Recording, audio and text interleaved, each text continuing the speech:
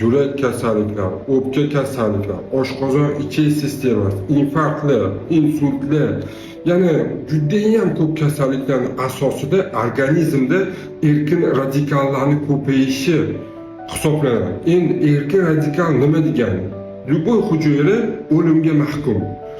O'lgan hujayra erkin radikalga aylanadi va yon atrofdagi sog' hujayralarning bitta elektronini olib, u okислительный protsesga sababchi bo'ladi. Natijada bu jarayonning ko'payishi organizmda turli xil kasalliklarga olib keladi.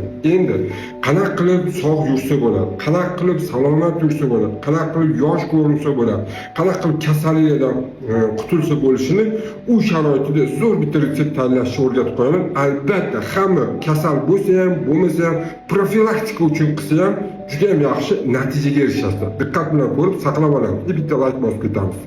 Kerak bo'ladi 7 dona lavr yaprog'i, 3 dona yansun, 11 dona qalampir munchoq. 300 ml suvni baland olovda qaynatib oling. Unga giyohlarni solib, baland olovda 150 ml damlama qolguncha qaynating. So'ngra sitidan o'tkazib, shu damlamani 27 kun yotishdan oldin ichsangiz, tanangiz sog'ayib, olamni sog'lom ranglarda ko'rishni boshlaysiz.